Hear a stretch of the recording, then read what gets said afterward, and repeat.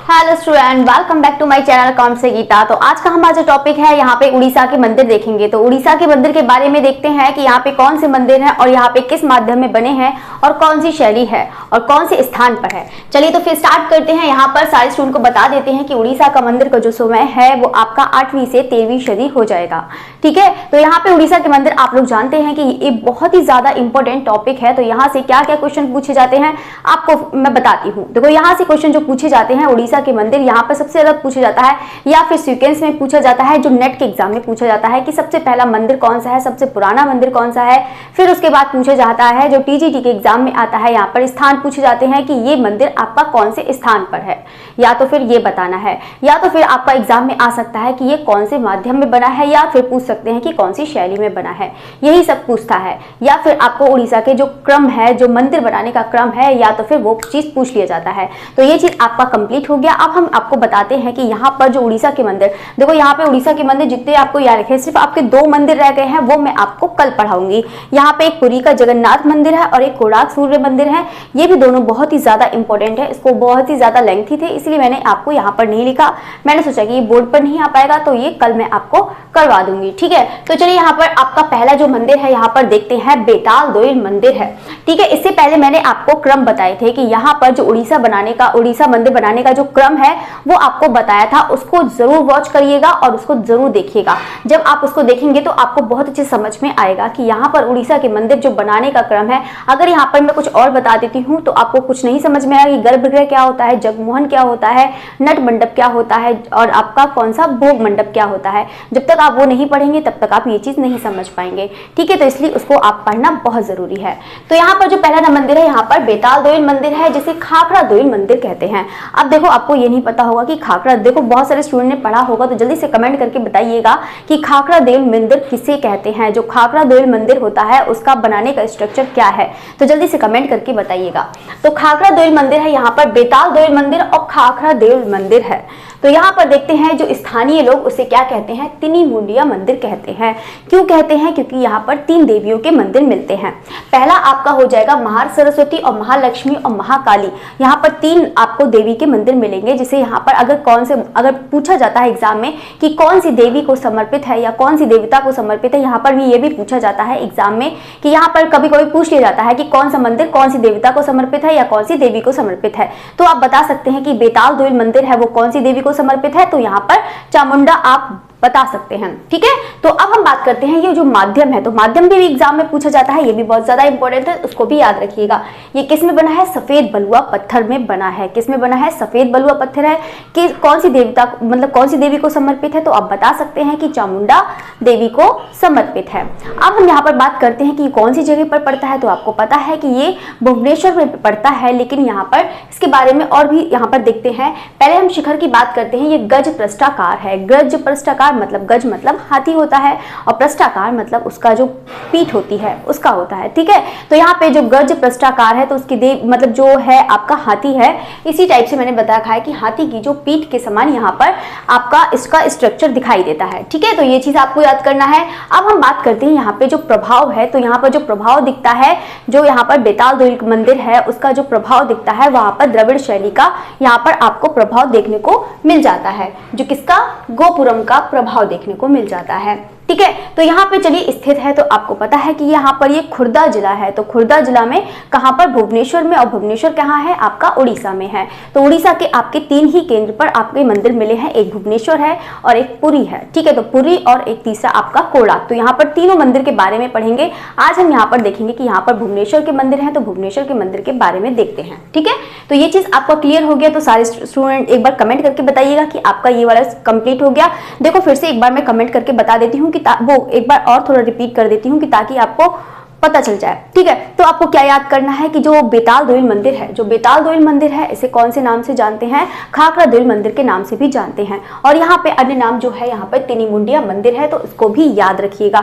अगर हम बात करते हैं यहाँ पर कौन से मंदिर, मतलब कौन सी देवी और देवता को समर्पित है, तो यहाँ पर देवी बता सकते हैं चामुंडा देवी को समर्पित है। यहाँ पे 3 मुंडिया मंदिर क्यों कहा जाता है? क्योंकि यहाँ पर ये महासरस्वती, महालक्ष्मी और महाकाली का आपको देवी के मंदिर यहाँ पर मिल जाएंगे। अगर हम बात करते हैं यहाँ पर माध्यम है जो सफेद बलुआ पत्थर में आपको आपका हो जाएगा। शिखर की अगर हम बात करें तो यहाँ पे गज पृष्ठाकार यानी कि जो हाथी की पीठ होती है उसी के आकार में बना हुआ है। अब हम बात करते हैं यहाँ पे जो प्रभाव है वो मतलब द्रविड़ शैली के जो गोपुरम का यहाँ पे आपको प्रभाव देखने को मिल जाता है। अब हम बात करते हैं कि यहाँ पर जो स्थित है, जो बेताल दोयल मंदिर है या खाखरा दोयल मंदिर है, तो जो स्थित है वो आपका कहाँ पर स्थित है, ये आपका क्या कहते हैं, खुर्दा जिला भुवनेश्वर, मतलब खुर्दा जिला है तो ये भुवनेश्वर आपका उड़ीसा में पड़ जाएगा। ठीक है, तो इसको याद रखिएगा। अब हम बात करते हैं जो दूसरा नंबर है परशुरामेश्वर मंदिर है, जो यहाँ पर उड़ीसा का सबसे प्राचीन मंदिर मिल जाएगा। देखो यहाँ तो आपने देखा तो यहाँ पर इतना ज्यादा मेंशन नहीं है, आप मान के चलिए कि हाँ कि इसके बाद ये मंदिर बनाने का क्रम था, लेकिन आपका परशुरामेश्वर मंदिर है वो उड़ीसा के जितने भी मंदिर हैं उसमें से सबसे प्राचीन मंदिर आपका परशुरामेश्वर मंदिर हो जाएगा। ये इसका समय है आपका 7वीं से 8वीं शती तक के बीच में का हो जाएगा, मतलब आपका 7वीं से तो नहीं मान के चलिए, आप बस ये लिख लीजिए कि 8वीं सदी हो जाएगा। ठीक है, तो बस ये चीज लिख लीजिए। ठीक है, तो 8वीं सदी हुई, क्योंकि आपका उड़ीसा के मंदिर का ही बनाने का जो समय है वो 8वीं से आपका 13वीं शती हो जाएगा। ठीक है, तो यहाँ पर जो है परशुरामेश्वर जो मंदिर है वो आपका 8वीं सदी है। अगर हम यहाँ पर बात करते स्थान है तो स्थान ये भी आपका भुवनेश्वर में ही पड़ जाएगा। ये उड़ीसा का बता ही दिया है कि उड़ीसा का सबसे प्राचीन मंदिर है। यहाँ पे गर्भगृह में बरहा की प्रतिमा है, तो बरहा आप लोग जानते हैं कि किसका वो आपका वो है, क्या कहते हैं, किनका रूप है, ये आपका विष्णु का अवतार है। ठीक है, तो यहाँ पे अवतार आप जरूर याद रखिएगा, जो विष्णु के आपके 10 अवतार हैं इसको जरूर याद रखिएगा, अधिकतर एग्जाम में पूछ लिया जाता है। ज्यादातर आपका वराह का ज्यादा पूछा जाता है कि कौन से नंबर का है, तो जल्दी से कमेंट करके बताइएगा कि वराह का जो रूप है यानी कि जो अवतार है विष्णु का वो कौन से नंबर पर आता है, बताइएगा। तो ये विष्णु को समर्पित है। ठीक है, तो इसको भी याद रखिएगा। अब हम बात करते हैं, यहाँ पे आपको पता है कि परशुरामेश्वर मंदिर 8वीं सदी हो जाएगा। अगर ये कहाँ पर स्थित है तो आप बता सकते हैं कि भुवनेश्वर में स्थित है, और ये परशुरामेश्वर जो मंदिर है वो उड़ीसा के जितने भी मंदिर है उसमें से सबसे पुराना आपको मंदिर मिल जाएगा ये वाला। ठीक है, तो यहाँ पे गर्भगृह में क्या है, वराह की प्रतिमा है। यहाँ पर जो किसको समर्पित है, कौन से देवता को समर्पित है, तो आप बता सकते हैं ये विष्णु को समर्पित है। ठीक है, तो यहाँ पर जो क्वेश्चन नंबर 3 है आपका, मतलब जो पॉइंट है आपका 3 नंबर, जो कौन सा है आपका मुक्तेश्वर मंदिर है, तो मुक्तेश्वर मंदिर है तो आपका 10वीं सदी हो जाएगा। यहाँ पर ये भी आपका कहाँ पर स्थित है, भुवनेश्वर। यहाँ पे भुवनेश्वर जिला का ये सबसे सुंदर है। ठीक है, तो यहाँ पर आप देख रहे हैं कि यहाँ पर मुक्तेश्वर मंदिर है, जो आपका मतलब जितने भी भुवनेश्वर में मंदिर बने हैं वो यहाँ पर सबसे सुंदर दिखाई देता है। कौन सा मंदिर, मुक्तेश्वर मंदिर। यहाँ पर इसके प्रवेश द्वार पर क्या है, शुभागमन का प्रतीक मकर तोरण बना है। क्या बना है यहाँ पर, शुभागमन जो है आपका शुभागमन का जो प्रतीक है, यहाँ पर मकर तोरण बना हुआ है। यही इसकी क्या है, विशेषता है। यहाँ पे 4 दीवारी तथा प्रवेश द्वार पर अलंकरण का प्रयोग है। ठीक है, तो आपको क्या याद करना है कि यहाँ पर जो किसका मंदिर है, मुक्तेश्वर मंदिर है। जो मुक्तेश्वर मंदिर है वो कहाँ पर है, आपको पता है भुवनेश्वर में है, और ये भुवनेश्वर का सबसे ज्यादा सुंदर या उत्कृष्ट या सर्वोत्कृष्ट आपको मंदिर देखने को मिल जाएगा। अगर ये यहाँ पर पूछता है कि कौन से, यहाँ पर जो आप देख सकते हैं कि मतलब इसकी अगर पूछता है कि मुक्तेश्वर मंदिर का कौन सी विशेषता है, तो आप देख सकते हैं कि यहाँ पे शुभागमन है, तो यहाँ पर इसके प्रवेश द्वार पर क्या बना हुआ है, मकर तोरण बना हुआ है। मतलब जो प्रतीक है मकर तोरण का प्रतीक यहाँ पर बना हुआ है, यही इसका विशेषता है। ठीक है, तो यहाँ पे 4 दीवारी तथा प्रवेश द्वार पर क्या है, मतलब जो इसकी 4 दीवारी है और इसके प्रवेश द्वार पर क्या बना है कि मतलब अलंकरण तो आप जानते हैं कि यहाँ पर फूल पत्ती से जो डिजाइन होती है उसे ही अलंकरण कहते हैं। ठीक है, तो यहाँ पर जो इसके प्रवेश द्वार है तो यहाँ पर क्या बना हुआ है, आपका अलंकरण बने हुए हैं। ठीक है, तो यहाँ पे प्रवेश द्वार और यहाँ पर 4 दीवारी पर। ठीक है, तो इसको याद रखिएगा। अब हम बात करते हैं यहाँ पे 4 नंबर है जो लिंगराज मंदिर है, मोस्ट इंपोर्टेंट है, अधिकतर यहाँ पर एग्जाम में बहुत बार पूछा जाता है कि लिंगराज मंदिर है वो कहाँ पड़ता है, तो आप पता ही है कि कहाँ पर पड़ता है, कि ये भी आपका भुवनेश्वर में ही पड़ जाएगा। ठीक है, तो अब हम बात करेंगे यहाँ पर जो भुवनेश्वर है तो ये स्थान हो जाएगा आपका, ये देख लेते हैं 11वीं सदी हो जाएगा, यानी कि आपका जो मंदिर है कौन सा, मुक्तेश्वर मंदिर के ये बाद का मंदिर है। यहाँ पर लिंगराज मंदिर, तो लिंगराज मंदिर है तो आपका कहाँ हो जाएगा, 11वीं सदी हो जाएगा। स्थान है आपका यहाँ पर भुवनेश्वर है। ठीक है, तो भुवनेश्वर याद रखिएगा। ये पंचरथ योजना में निर्मित है। जो इसकी निर्माण बनाने की जो प्लानिंग है वो कैसी है, पंचरथ योजना, मतलब जो पंचरथ योजना में निर्मित है, इसका निर्माण है, मतलब इसका जो निर्माण है आपको मैंने लिखवाया लिखवाया भी था, केशरी लिखवाया था, गंगवंश लिखवाया था, तो ये आपका कौन सा हो जाएगा, केशरी द्वारा यहाँ पर निर्मित है ये वाला निर्माण। ठीक है, तो यहाँ पे जो शैली है यहाँ पर कौन सी हो जाएगी, कलिंग शैली। तो कलिंग शैली यानी कि कौन सा होता है, जल्दी से कमेंट करके बताइएगा कि कलिंग शैली किसे कहते हैं।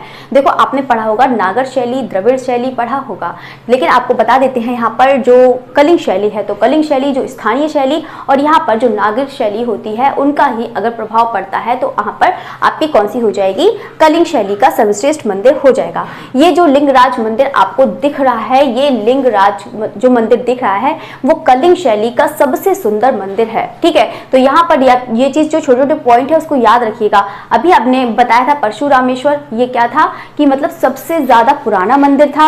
अगर हम यहाँ पर दूसरी की बात करते हैं, मतलब ये वाला था परशुरामेश्वर है, दो सबसे ज्यादा ये आपका प्राचीन मंदिर है। और यहाँ पे मुक्तेश्वर मंदिर की बात करते हैं तो यहाँ पर क्या हो जाएगा आपका कि मतलब भुवनेश्वर का सबसे ज्यादा सुंदर मंदिर कौन सा दिख जाएगा आपका, कि ये मुक्तेश्वर मंदिर। ठीक है, तो ये चीज याद रखना, दो पॉइंट आपको याद करना है। अगर यहाँ पर पूछते हैं कि कलिंग शैली में सबसे ज्यादा यहाँ पर मतलब सबसे ज्यादा अच्छा एग्जाम्पल किसके लिए माना जाता है, तो आपका लिंगराज मंदिर हो जाएगा। ठीक है, अब हम बात करते हैं कि कौन सा लिंगराज मंदिर है, तो आप समझ ही गए होंगे कि कौन से देवता को समर्पित है, तो बिल्कुल शिव को समर्पित हो जाएगा। ठीक है, इसमें क्या है, यहाँ पर हरिहर की मूर्ति है।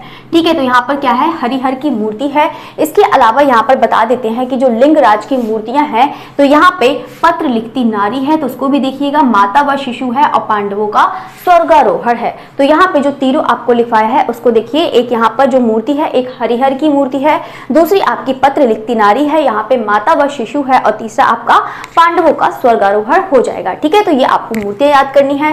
अब हम बात करते हैं यहाँ पर जो ऊंचाई है, तो देखो यहाँ पर कभी कभी एग्जाम में ऊंचाई भी पूछ लिया जाता है कि कौन सी ऊंचाई है। देखो यहाँ पर आप देखेंगे कि यहाँ पर मैंने 72 लिख रखा है, यहाँ पर जो है एकदम और मतलब और भी चला गया चलिए, तो यहाँ पर है जो उसकी ऊंचाई है वो 72 है। ठीक है, ये आपको दिख रहा होगा, ये 72 है, बता देते हैं। देखो मैं बोल ही रही हूँ, तो अगर बाई चांस किसी को नहीं दिख रहा होगा तो यहाँ पर जो मैं बोल रही हूँ उसको ध्यान से सुनिए। ये यहाँ पर 72 है, ये इसकी क्या हो जाएगी, ये लंबाई हो जाएगी, और ये यहाँ पर 466 है, ये आपकी चौड़ाई हो जाएगी, और 160 फीट, तो 160 फीट ये किसकी ऊंचाई है, यहाँ पर आप तो लिख सकते हैं चाहे कि ये किसकी हो जाएगी, आपकी शिखर की हो जाएगी। ठीक है, यहाँ पर जो 160 फीट आपको दिखा है ये किसकी है, शिखर की, यानी कि शिखर तो आपको पता ही है ना कि मतलब लंबे बनते हैं।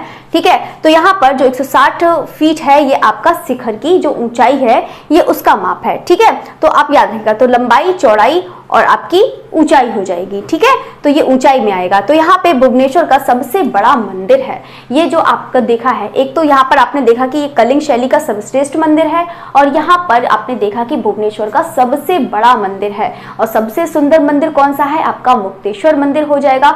सबसे बड़ा मंदिर की अगर हम बात करें तो कौन सा हो जाएगा, आपका लिंगराज का मंदिर हो जाएगा। ठीक है, तो यहाँ पर अगर हम माध्यम की बात करते हैं तो यहाँ पर गुलाबी बलुआ पत्थर से बना है, और कहीं कहीं पर यहाँ पर क्लोराइड पत्थर से आपकी यहाँ पर मूर्तियां आपको देखने को मिल जाएगी। यहाँ पर आपने देखा कि गुलाबी पत्थर से बना है, लेकिन यहाँ पर आपने देखा था सफेद बलुआ पत्थर से बना है। जो बेताल दोल मंदिर है वो आपका सफेद बलुआ पत्थर से बना है।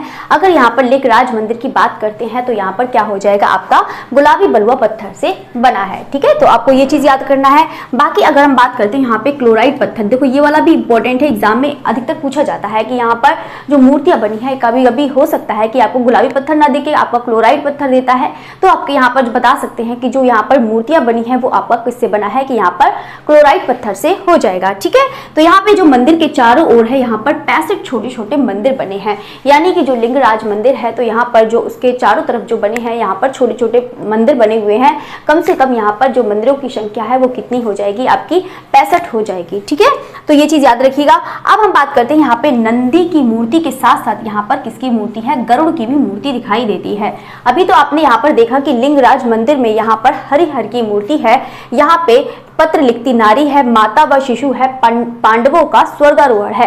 इसके साथ साथ आपने देखा कि लिंगराज मंदिर में नंदी के साथ साथ यहाँ पर किसकी मूर्ति है, गरुड़ की मूर्ति आपको देखने को मिल जाएगी। ठीक है, तो ये चीज याद रखना। बाकी इसमें है कि यहाँ पर बता देते हैं कि 4 विशाल कक्ष हैं। जो कौन से 4 विशाल कक्ष हैं ये चीज मैंने आपको बताया था कि उड़ीसा के मंदिर के बनाने का क्रम जो है वो आप जरूर याद रखिएगा।